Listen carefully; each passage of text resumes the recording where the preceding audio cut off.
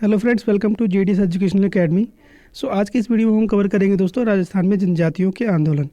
इससे पहले मैंने 3 चैप्टर ऑलरेडी कवर करवाया हुआ है, जिसमें 1857 की क्रांति chapter number 1, chapter number 2 Rajasthan के आंदोलनकारी, और तीसरा चैप्टर था अपना राजस्थान के किसान आंदोलन। तो इन तीनों चैप्टर को मैंने ऑलरेडी कवर करवाया हुआ है और वो लिंक मैंने डिस्क्रिप्शन में दे दिया है। जिन लोगों ने इस चैप्टर को नहीं देखा तो आप वहाँ जाके देख सकते हैं।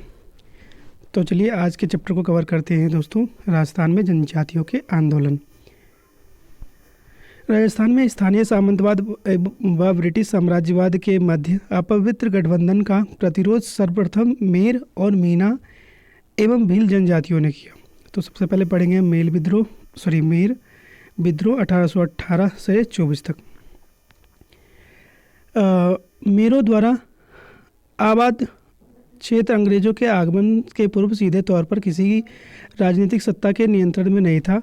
मेरों द्वारा आबाद क्षेत्रों के भूभाग मेवाड़, मारवाड़, अजमेर के अंतर्गत, किंतु मेरों पर इनका राजनीतिक व प्रशासनिक नियंत्रण नहीं था। सर्वप्रथम अंग्रेजों ने उन्हें अपने पूर्ण नियंत्रण में लाने का प्रयास किया। यह मेरों के विद्रोह का प्रमुख कारण बना। सन 1818 में अजमेर के अंग्रेज सुपरिटेंडेंट एल विल्डर ने झाक एवं अन्य गांवों जो मेरवाड़ा क्षेत्र के केंद्र बिंदु माने जाते थे के साथ समझौता किया, जिसके अनुसार मेरों ने लूटपाट न करने की सहमति प्रदान की। मार्च 1819 में विल्डर ने किसी साधारण घटना को मेरों द्वारा उपयुक्त समझौते को तोड़ना सिद्ध करते हुए मेरवाड़ा पर आक्रमण कर दिया।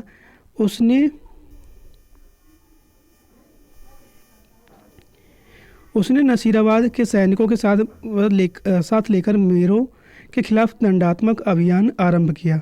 मेरों को दंडित किया गया तथा उन पर नियमित निगरानी रखने के लिए मेरवाड़ा क्षेत्र में पुलिस चौकियां स्थापित की गई। इस प्रकार अंग्रेजों द्वारा मेरों को घेरने की नीति आरंभ की गई। अतः प्रक्रिया स्वरूप मेरों ने सन 1820 में आरंभ से ही जगह जगह विद्रोह कर दिया और अपने क्षेत्रों से पुलिस चौकियों व थानों को हटाने का प्रयास किया। नवंबर 1820 में झाक नामक स्थान पर ब्रिटिश पुलिस के हत्याकांड ने अंग्रेजों तथा साथ ही मेवाड़ व मारवाड़ राज्यों को भयभीत कर दिया। यह मेर विद्रोह अत्यंत व्यापक व भयानक था। मेरों ने अनेक स्थानों पर अंग्रेजी पुलिस चौकियों को जला दिया तथा सिपाहियों को मार डाला। बढ़ते हुए मेर विद्रोह को दबाने के लिए अंग्रेजी सेना ने 3 बटालियन मेवाड़ मारवाड़ की संयुक्त सेनाओं ने मेरों पर आक्रमण किया, जिसमें भारी जनधन की हानि हुई। ये सेनाएं जनवरी 1821 के अंत तक मेर विद्रोह का दमन करने में सफल रहीं।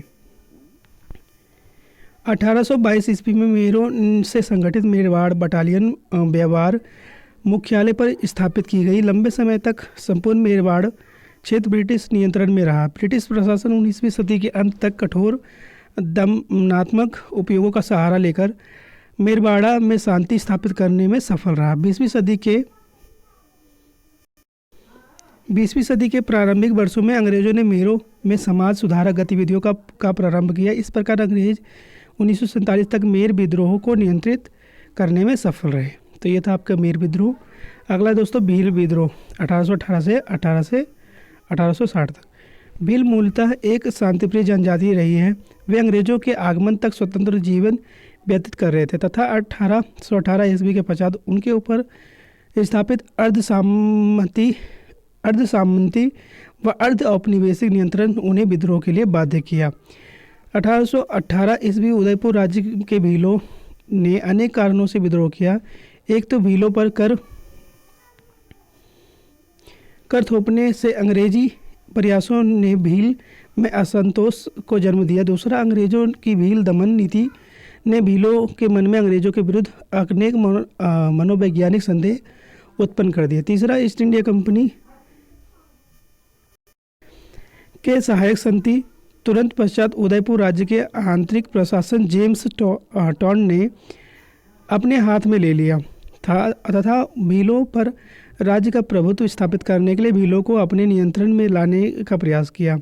चौथा, 1818 की संधि के पश्चात अधिकांश देशी सेनाओं को भंग कर दिया गया था। भील राज्य एवं जागीरदारों की सेना में नियमित अथवा अनियमित रूप से नियुक्त रहते थे तथा इन सेनाओं के भंग होने से बेरोजगारी के चलते उनमें असंतोष उत्पन्न होना स्वाभाविक था। पांचवा, भील अपनी पाल के समीप ही गांवों में रखवाली चौकीदारी कर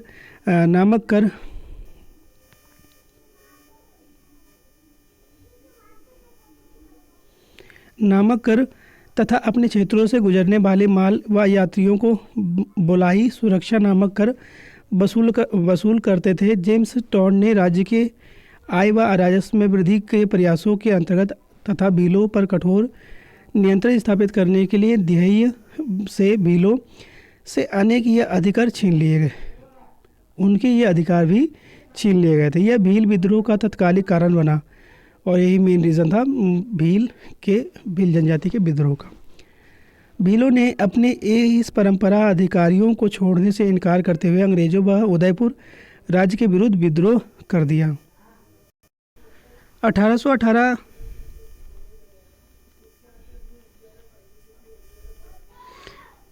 1818 ईस्वी के अंत में उदयपुर राज्य भीलों ने यह चेतावनी देते हुए अपनी स्वतंत्रता घोषित कर दी कि यदि सरकार उनके आंतरिक मामलों में हस्तक्षेप करेगी तो विद्रोह के लिए बाध्य होंगे।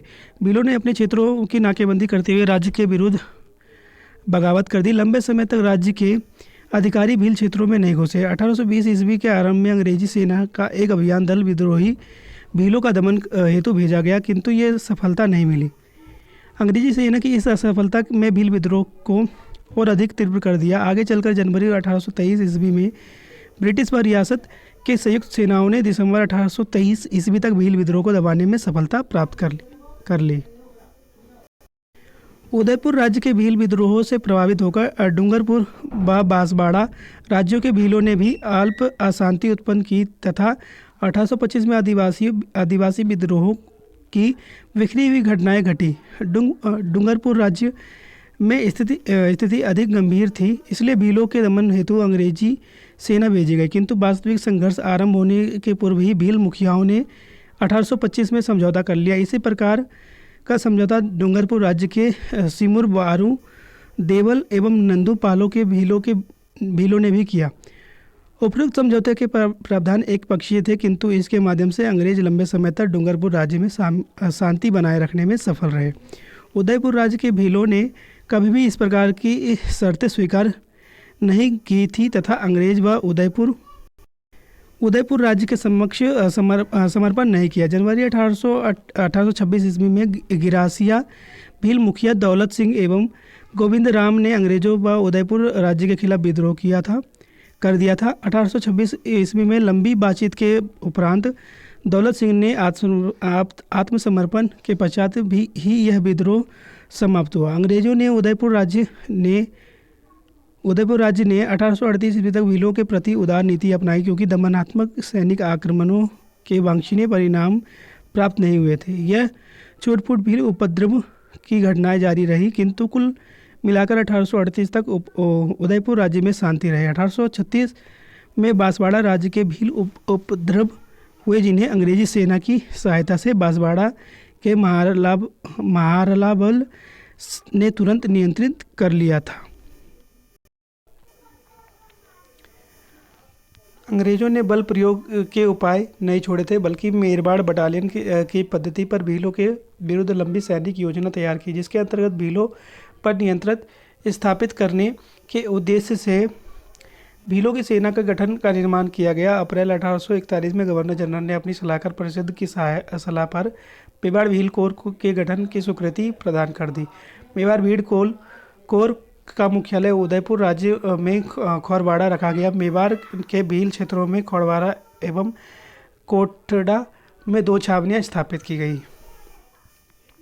अंग्रेजों ने सैनिक उपाय कुछ समय तक ही भीलों को शांत रख सके। 1844 में बांसवाड़ा राज्य में छुटपुट भील विद्रोह हुए। इस समय माही काठा एजेंसी के अंतर्गत पोशीना गुजरात एवं सिरोही राज्य के भील व गिरसिया विद्रोही हो गए थे। बांसवाड़ा राज्य के भील विद्रोह को गुजरात में 1846 के कुंवर जीवे बासो के नेतृत्व में गुजरात के भील विद्रोह को से बढ़ावा मिला।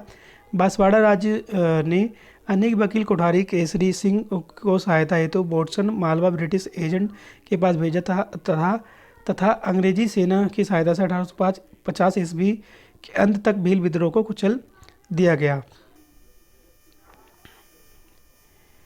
1850 से 55 ईस्वी के मध्य में बड़े भील विद्रोह की घटना नहीं हुई, किंतु दिसंबर 1855 में उदयपुर राज्य के कालीबास के भील विद्रोही हो गए थे। महाराणा ने मेहता सवाई सिंह को एक सेना लेकर 1 नवंबर 1856 को भीलों के दमन हेतु सेना भेजा। सेनाओं ने गांव में आग लगा दी तथा भारी संख्या में भीलों को मौत के घाट उतार दिया गया था। 1860 ईस्वी तक निरंतर छूटपुट भील विद्रोह की घटनाएं घटती रही।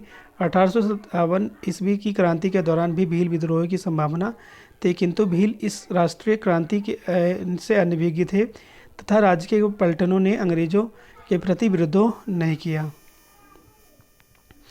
वर्ष 1861 में उदयपुर समीप खौरवाड़ा क्षेत्र में भील उपद्रवों की घटना सामने आई। 1863 ईस्वी में कटोरा भील हिंसक गतिविधियों में संलग्न हो गए, जिसकी जिम्मेदारी मेवाड़ भील कोर के कमांडिंग अधिकारियों ने उदयपुर राज्य पर सौंपी, क्योंकि राज्य के प्रशासनिक अधिकारी भीलों के साथ उचित व्यवहार नहीं कर रहे थे। इन आधारों पर हाकिम को स्थानांतरित कर दिया गया और सैनिक कार्रवाई व शांतिपूर्वक समझाकर भील उत्पाद को शांत कर दिया गया। तत्पश्चात 1867 में खौरवाड़ा के डूंगरपुर के मध्य देवलपाल के भीलों ने उत्पाद आरंभ कर दिया, जिसे मेवाड़ भील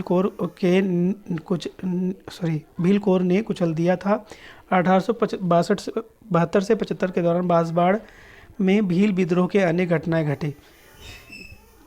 बांसवाड़ा राज्य में चिलकारी और शेरगढ़ गांवों में के भील छापामार गतिविधियों द्वारा अशांत रहे तथा 1873 से 74 के दौरान इन गांवों के भीलों ने खुला विद्रोह कर दिया। उनकी गतिविधियां मध्य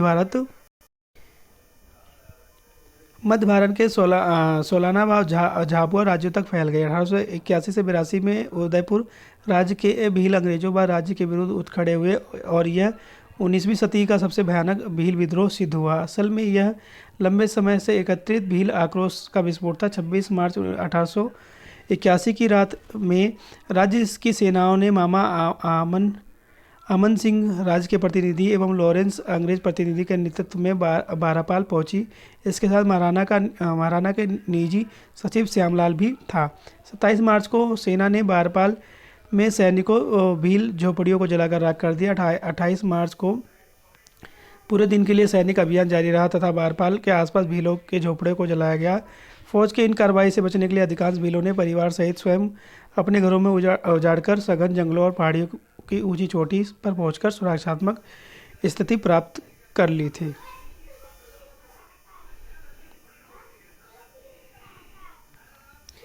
अपनी स्थिति संदृढ़ कर भीलों ने मार्ग पर में बाधा उत्पन्न कर राज्य की सेनाओं को आगे बढ़ने से रोक दिया। निराश सेना ने सेनापतियों के सुरक्षात्मक स्थिति को लेकर रिख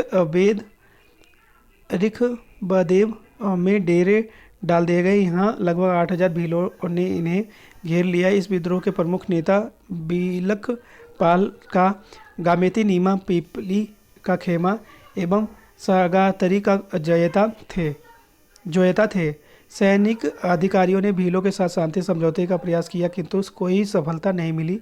महाराणा की नीति सचिव श्यामलाल दास ने ऋग्वेद मंदिरों के पुजारी खेमराज भंडारी के माध्यम से भील नेता से वार्ता आरंभ किया। अंत में 25 अप्रैल 1881 को भीलों के साथ एक समझौता हो गया। राज्य के अधिकारी आधा बराड़ कर छोड़ने, भविष्य में भीलों को जनगणना कार्यों में कष्ट न पहुंचाने एवं विद्रोही भीलों के माफी देने की पर सहमत हो गए। भीलों ने राज्य के नियमों का पालन करने के लिए वचन देते हुए कानून विरोधी गतिविधियों में संलग्न न होने की स्वीकृति दी। उपयुक्त समझौते ने एक भयंकर भील विद्रोह को शांत अवश्य कर दिया, किंतु पूर्ण शांति स्थापित नहीं हो पाई थी। यद्यपि मेवाड़ के भील समस्या को 19वीं सदी के अंत तक पर्याप्त सीमा तक सुलझा लिया गया था, किंतु डूंगरपुर एवं बांसवाड़ा के भीलों पर विशेष ध्यान नहीं दिया गया था।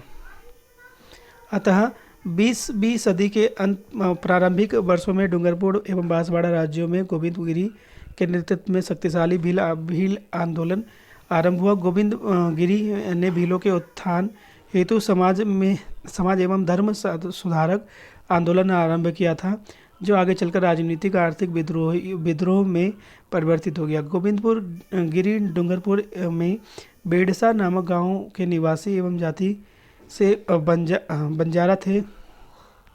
वह स्वयं छोटे किसान थे। उनकी निर्धन आर्थिक दशा एवं उनके पुत्रों व पत्नी की मृत्यु ने उन्हें अत्याम्द की ओर प्रेरित किया तथा वे सन्यासी बन गए। वे कोटा बूंदी अखाड़े के साधु राजगिरी के शिष्य बन गए। उनकी धुनी स्थापित कर एक निशान ध्वज लगाकर आसपास के क्षेत्र के भीलों को आध्यात्मिक शिक्षा देना आरंभ। गोविंद गिरी के विचारधाराओं ने भील को जागृत किया एवं उन्हें अपनी दशाओं व अधिकारियों के प्रति जागरूक बनाए। इन विचारों ने उन्हें यह सोचने के लिए भी बाध्य कर दिया कि उनका वर्तमान शासकों ने उन्हें पराधीन कर रखा है, जबकि वे स्वयं इस भूमि के स्वामी थे एवं इन्हें इस पर पुनः शासन करना चाहिए। इस प्रकार यह समाज एवं धर्म सुधारक आंदोलन आर्थिक एवं राजनीतिक आंदोलन में बदलता जा रहा था। गोविंद गिरी के उपयुक्त शिक्षाओं एवं कल्याणकारी गतिविधियों के कारण उनका भगत पंथ भीलों में अत्यधिक लोकप्रिय हो रहा था। गोविंद गिरी के बढ़ते हुए प्रभाव से राजा, उनके अधिकारी एवं जागीरदारी चिंतित होने लगे थे। उनका बढ़ता हुआ प्रभाव कहीं उनकी सत्ता को पलट न दे, अतः वे इन उपदेशकों अथवा प्रचारकों को अपने राज्य अथवा जागीर की सीमाओं से बाहर निकल जाने पर बाध्य करने लगे, जिससे वर्गीय कटुता बढ़ने लगी तथा समाज एवं धर्म सुधारक आंदोलन राजनीति स्वरूप प्राप्त करने लगा था। सन 1908 में गोविंद गिरी ने राजपूताना छोड़कर 1910 तक एक कृषक के रूप में गुजरात के सुंथ एवं ईडर राज्य के भीलों में कार्य किया। उन्होंने इस राज्य के भीलों को जागृत कर उनका शक्तिशाली जन आंदोलन तैयार किया। ईडर राज्य के अंतर्गत पालपट्टा में भील आंदोलन से ऐसी स्थिति उत्पन्न हुई कि वहाँ के जागीरदार ने भीलों के साथ 24 फरवरी 1910 को एक समझौता किया और इस समझौते के अंतर्गत 21 शर्तें रखी थी जो भीलों के अधिकारों से संबंध रखती थी। इस समझौते ने राजस्थान व गुजरात के भीलों में सामंती शोषण के विरुद्ध लड़ने का उत्साह दिया। यह समझौता गोविंद गिरी के आंदोलन की सफलता कहा जा सकता है। सन 1911 के आरंभ में वह डूंगरपुर स्थित अपने मूल स्थान बेडसा बास आए। वहाँ उसने धुनी स्थापित कर भीलों को आधुनिक पद्धति पर उपदेश देना आरंभ किया और सन 1911 में उन्होंने अपने पंथ को नए रूप से संगठित किया और धार्मिक शिक्षाओं के साथ साथ भीलों को सामंती एवं औपनिवेशिक शोषण से मुक्ति भी समझाने लगे। उन्होंने प्रत्येक भील गांव में अपनी धुनी स्थापित की तथा इनकी रक्षा हेतु कोतवाल नियुक्त किए गए थे। गोविंद गिरी द्वारा नियुक्त कोतवाल केवल धार्मिक मुखिया ही नहीं था, बल्कि अपने क्षेत्र के सभी मामलों के प्रभारी भी थे। वे भीलों के मध्य विवादों का निपटारा भी करते थे। इस प्रकार अन्य अर्थों में गोविंद गिरी की समानांतर सरकार चलने लगी, किंतु दूसरी ओर से राजा जागीरदारों द्वारा उनके शिष्यों का उत्पीड़न भी जारी रहा। ये थे गोविंद गिरी। बेंडसा गोविंद गिरी की गतिविधियों का केंद्र बन गया था। ईडर, सूंथ, बांसवाड़ा, डूंगरपुर राज्यों तथा पंचमहल व खेड़ा जिले के भील वहां आने लगे। इस आंदोलन का प्रभाव संपूर्ण दक्षिणी राजस्थान के राज्यों व मुंबई सरकार के अंतर्गत गुजरात के भील क्षेत्रों में फैल गया था। उनके बढ़ते हुए प्रभाव से भयभीत होकर अप्रैल 1913 में डूंगरपुर पुलिस ने उन्हें गिरफ्तार कर लिया था तथा उनका सभी सामान जब्त कर लिया था। वह उन्हें उनके धार्मिक पंथ को छोड़ने के लिए धमकाया। सामंती एवं औपनिवेशिक सत्ता द्वारा उत्पीड़क व्यवहार से गोविंद गिरी एवं उनके शिष्यों को सामंती एवं औपनिवेशिक दासता से मुक्ति प्राप्त करने हेतु भील राज्य की स्थापना की योजना बनाने की ओर प्रेरित किया। ये था मनगढ़ धाम। गोविंद गिरी अक्टूबर 1913 में मनगढ़ पहाड़ी पर पहुंचे तथा भीलों को पहाड़ी पर एकत्रित होने के लिए संदेश भाग भेजे। धीरे धीरे भारी संख्या में भील पहाड़ी पर आने लगे तथा साथ में ही राशन पानी व हथियार भी ला रहे थे। इन गतिविधियों ने सूत, बांसवाड़ा, डूंगरपुर एवं इंडर राज्यों को चौकन्ना कर दिया। सभी राज्यों ने अपने संबंधित अंग्रेज अधिकारियों से मानगढ़ पर भीलों के जमावड़े व पालों में युद्ध के लिए तैयारी कर रहे भीलों को कुचलने की प्रार्थना की। 6 से 10 नवंबर 1913 में मेवाड़ भील कोर की 2 कंपनियां 104 बेलेजली राइफल की एक कंपनी ने व 7वीं राजपूत रेजिमेंट की एक कंपनी मानगढ़ पर भील के जमावड़े को कुचलने के लिए पहुंची। विफल बर्ताओं के बाद 17 नवंबर 1913 में अंग्रेजी फौजों ने मानगढ़ की पहाड़ी पर आक्रमण कर दिया। मानगढ़ की पहाड़ी के सामने दूसरी पहाड़ी पर अंग्रेज फौजों ने तोपें व मशीनें गनें तैनात कर रखी थी एवं वहीं से गोला बारूद दागे जाने लगे।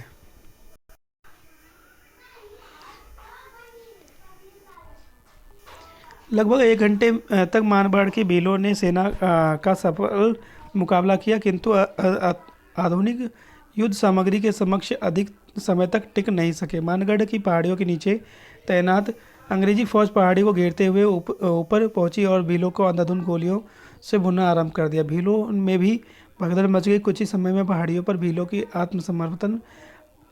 ने आत्मसमर्पण कर दिया। उसके उपरांत भी भीलों का कत्लेआम जारी रहा। अंग्रेजी दस्तावेजों के अनुसार कुल 100 भील मारे गए थे और 900 भीलों को बंदी बना लिया गया था। इनके साथ ही गोविंद गिरी व पुंजिया को भी बंदी बना लिया गया था। भील आंदोलन कुचल दिया गया था, किंतु भील अपने गुरु की गिरफ्तारी को लेकर आंदोलित थे। भीलों ने गोविंद गिरी भारी लोकप्रिय थे क्योंकि उन्हें अनेक बुराइयों से मुक्ति दिलाई थी। अतः गोविंद गिरी की लोकप्रियता के कारण उनकी आजीवन कारावास की सज़ा को 10 वर्ष की सज़ा में बदल दिया गया था तथा 7 वर्ष पश्चात इस शर्त पर रिहा कर दिया गया था कि वे सूंथ, डूंगरपुर, बांसवाड़ा, कुशलगढ़ एवं ईडर राज्यों में प्रवेश नहीं करेंगे। वे सरकारी निगरानी में अहमदाबाद संभाग के अंतर्गत पंचमहल जिले के झालोद नामक गांव में रहने लगे। इसी स्थान पर सभी क्षेत्रों के भगत भील उनके प्रवचन सुनने वहां पहुंचने लगे। आगे दोस्तों, उदयपुर राज्य में मोतीलाल तेजावत के नेतृत्व में आंदोलन। तो पढ़ते हैं इनके बारे में। अशोक आंदोलन की जागृति के प्रभाव में 1921 में मेवाड़ के अन्य राज्यों में भीलों व गिरासियों ने मोतीलाल तेजाब के नेतृत्व में आंदोलन छेड़ा। मोतीलाल तेजाब उदयपुर के राज्य में जड़ोल ठिकाने के अंतर्गत कोरियारी गांव के निवासी थे व ओसवाल बनिया जाति के थे। उन्होंने कुछ समय जड़ोल ठिकाने के कामदार के रूप में भी कार्य किया। इसी दौरान वे इस ठिकाने के भीलों के संपर्क में आए और जड़ोल की जागीरदार के साथ कुछ मतभेद हो जाने के कारण उन्होंने ठिकाने की नौकरी को छोड़कर परचून की दुकान या परचून का व्यवसाय आरंभ किया। वह भील क्षेत्रों में घूम कर मिर्चा, मसाला आदि बेचते थे तथा पोसीना ठिकाने में सामलिया नामक स्थान पर लगने वाले चित्र विचित्रे के मेले में नियमित रूप से दुकान लगाते थे। अतः अपने व्यापार के माध्यम से उदयपुर राज्य के भीलों को अत्यधिक निकट संपर्क में आए। मोतीलाल तेजावत की समाज सुधारक गतिविधियों ने उन्हें भीलों के मध्य काफ़ी लोकप्रिय बना दिया। इन उपदेशों के साथ उन्होंने आदिवासियों का एक ही आंदोलन भी आरंभ किया। एक ही आंदोलन का उद्देश्य राज्यों में जागीरदारों द्वारा किए जाने वाले भीलों पर सभी प्रकार के शोषण के विरुद्ध संयुक्त रूप से विरोध करना था। मोतीलाल तेजावत की गतिविधियों को तो जड़ोल जागीरदार तक ही सीमित थी, किंतु उनका प्रभाव अन्य भील क्षेत्रों में भी तीव्र गति से फैल रहा था। उसके बढ़ते हुए प्रभाव से सत्ताधारियों का चिंतित होना स्वाभाविक था, अतः सत्ताधारियों ने इससे एक चुनौती के रूप में लेते हुए भीलों पर जुल्म करने के कठोरतम कदम उठाए। इस दौरान तेजाबत विजय सिंह पथिक अन्य नेताओं से मिले तथा उनके साथ विचार विमर्श कर भीलों की समस्याओं के समाधान हेतु कार्यक्रम तैयार किया। वह असहयोग आंदोलन से भी प्रभावित थे तथा वे भीलों का ऐसा ही आंदोलन छेड़ना चाहते थे। इस समय तक बिजौलिया किसान आंदोलन अपनी चरम सीमा पे था, जिसने तेजाबत को भी उत्साहित किया था तथा जब उसे बिजौलिया के नेताओं का समर्थन व आश्वासन मिल गया तो उसने अपने कार्यक्रम को अंतिम रूप प्रदान किया। जुलाई 1921 में उन्होंने भीलों का करबंदी सहित असहयोग आंदोलन आरंभ कर दिया था।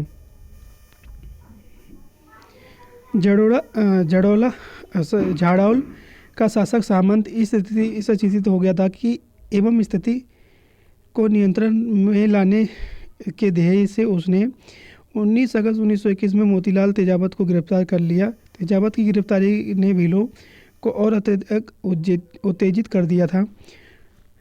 अपने नेता को मुक्त करने के लिए हजारों भील एकत्रित हो गए। भीलों की भारी जमावड़े ने नेताओं को मुक्त करने हेतु ठाकुर को बाध्य कर दिया। इसके पश्चात तेजाबत ने अपना आंदोलन और तीव्र कर दिया। दिसंबर 1921 तक उदयपुर राज्य में किसान एवं आदिवासी आंदोलन के कारण एक विस्फोटक स्थिति उत्पन्न हो गई थी। भील आंदोलन के बढ़ते हुए प्रभाव को देखते हुए ब्रिटिश अधिकारियों ने 1 जनवरी 1922 को भीलों को कुछ छूट देने का निर्णय लिया और तदनुसार जगीरदारों को सलाह दी गई कि आंदोलन की परिणाम स्वरूप राज्य का यह निर्णय समर्पण का सूचक था, जिसने भीलों की इच्छा शक्ति को और अधिक बढ़ा दिया था। जनवरी 1922 में मोतीलाल तेजाबत ने सिरोही राज्य में प्रवेश किया और जहां भारी संख्या में भील व गिरासिया आदिवासी रहते थे, वे उदयपुर के आंदोलन से बहुत प्रभावित थे एवं सिरोही में ऐसा ही आंदोलन छेड़ना चाहते थे। वास्तव में मोतीलाल तेजाबत उदयपुर राज्य के भय के उदयपुर से भागकर सिरोही नहीं गए थे, बल्कि उन्हें सिरोही के भीलों व गरगेशियों ने अपने मार्गदर्शन हेतु आमंत्रित किया था। इस समय तक उन्हें यह भी पूरा भरोसा था कि उदयपुर में उनके अनुयायी उनकी अनुपस्थिति में आंदोलन चलाने में सक्षम थे।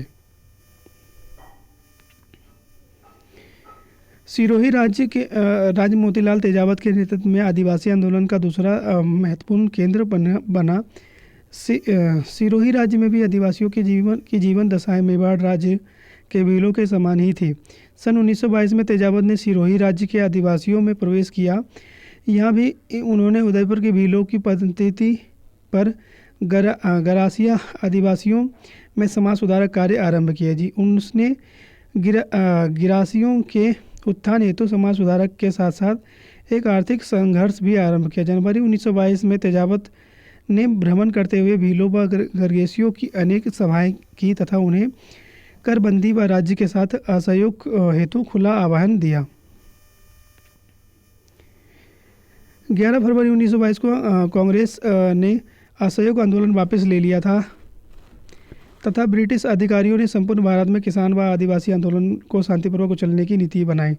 दीवान रमाकांत मालवीय ने गांधी पथिक व राजस्थान सेवा संघ के नेताओं की सहायता से सिरोही आदिवासी आंदोलन को समाप्त करने के लिए प्रयास किए थे, किंतु अपने प्रयासों में असफलता से झुंझलाकर गरीसियों के मुख्य गांवों में सियावा में कर वसूली के लिए सेना भेजने का निर्णय लिया।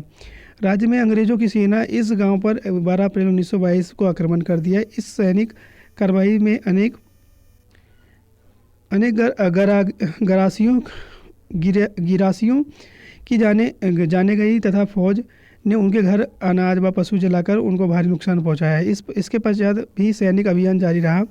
5 मई 1922 को सेना ने बलोरिया गांव पर आक्रमण किया तथा इस गांव का वह बड़ा भाग जला दिया। इसमें 11 आदिवासियों की जाने गई। 6 मई को भूला एवं नवावास नामक गांव को सैनिक आक्रमणों का शिकार होना पड़ा तथा इन गांवों की अधिकांश झोपड़ियों को जलाकर राख कर दिया गया। सिरोही राज्य व अंग्रेजी सेना की संयुक्त कार्रवाई ने भीलों व गिरासियों का मनोबल तोड़ दिया था। ऐसी स्थिति में भूला, नवास, बलोलिया व अन्य प्रभावी गांवों के आदिवासी मुखिया सिरोही के दीवान व पॉलिटिकल ऑफिसर से 11 से 12 मई 1922 को मिले एक ही की शपथ तोड़ते हुए सहमति व्यक्त की कि इन अधिकारियों के समक्ष आदिवासी मुखिया ने एक ही आंदोलन की निंदा करते हुए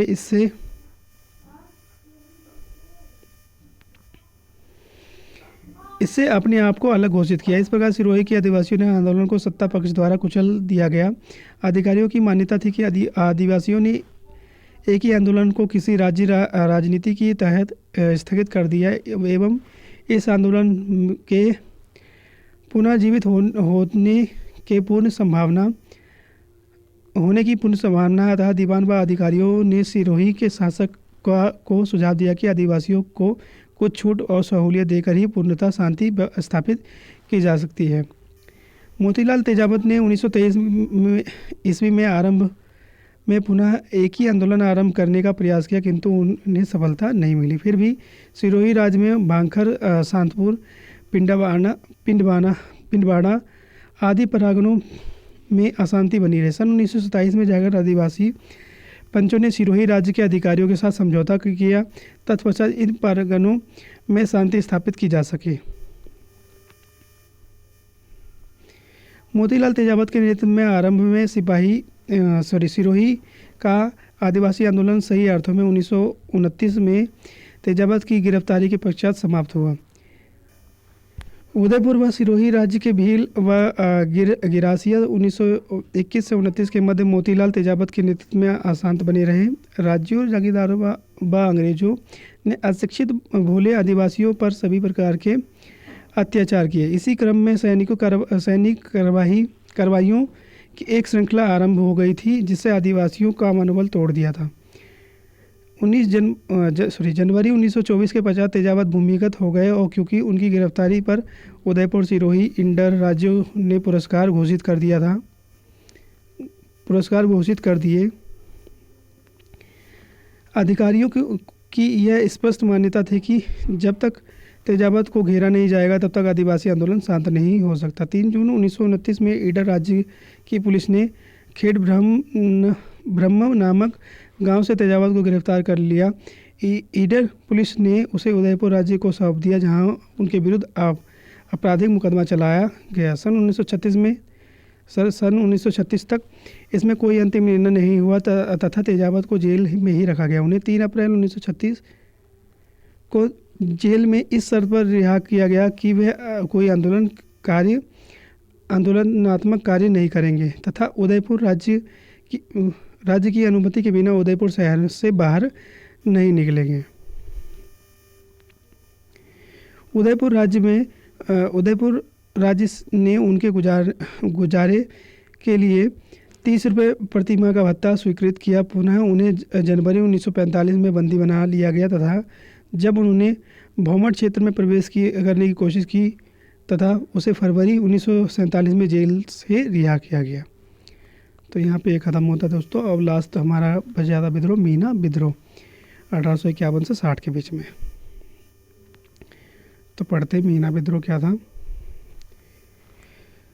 मीना विद्रोह 1851 से 60। नई भूमि व राजस्व व्यवस्था के प्रति अपना रोष प्रकट करने के लिए 1851 ईस्वी में उदयपुर राज्य के जहाजपुर परगने के मीनाओं ने अंग्रेजों के विरुद्ध विद्रोह किया। इस क्षेत्र की मीना जाति पर्याप्त रूप से किसी भी राजनीतिक सत्ता से मुक्त थी। केवल महाराणा मेवाड़ की प्रतीकात्मक सत्ता स्वीकार करते थे। कर्नल टॉड ने इसका जीवन विवरण प्रस्तुत किया है, जो उपरोक्त तथ्य को सिद्ध करता है।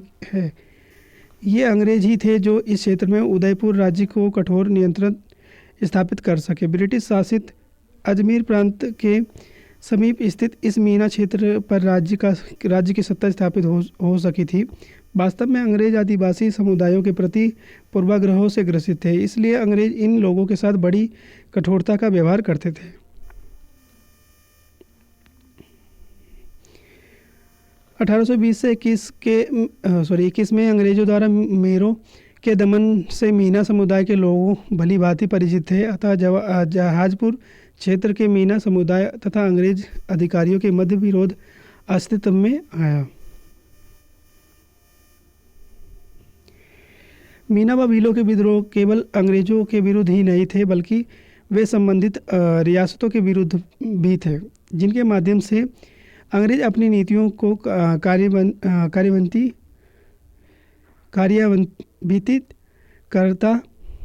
करवा रहे थे। महाराणा मेवाड़ ने 1851 में जहाजपुर परगने में नया हाकिम नियुक्त किया। नवनियुक्त हाकिम मेहता रघुनाथ सिंह परगने से धन कमाने में व्यस्त था। उसने अपना ध्यान मुख्य तौर पर परगने की आय की वृद्धि तथा खर्च में कमी पर केंद्रित किया। प्रशासनिक सुधारों के नाम पर जनता से धन वसूली की प्रतिक्रिया के फलस्वरूप बहुसंख्यक मीना समुदाय ने विप्लव का रास्ता अपनाया। विद्रोही मीनाओं ने न केवल राजस्व अधिकारियों व सुखखोरों को लूटा, बल्कि समीप स्थित अजमेर मेवाड़ के अंग्रेजों के प्रांत पर भी धावे मारे। अंग्रेज अधिकारियों की शिकायत के आधार पर महाराणा ने हाकिम का स्थानांतरण कर मेहता अजीत सिंह को विद्रोही मीनाओं को दमन के कठिन कार्य को पूरा करने के लिए उद्देश्य से हाकिम नियुक्त किया। वह उदयपुर से एक सेना लेकर रवाना हुआ। इसके साथ शाहपुरा, बनेड़ा, बिजौलिया, बांस रोड, जहाजपुर एवं मांडलगढ़ के जगीरदारों की सेनाएं सम्मिलित थी।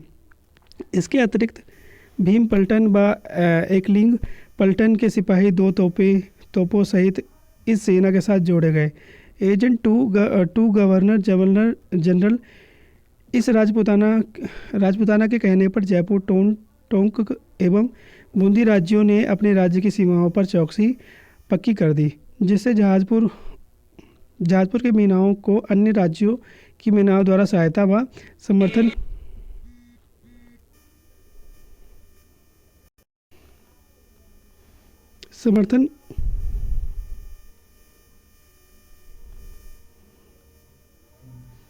की संभावना को समाप्त कर दिया।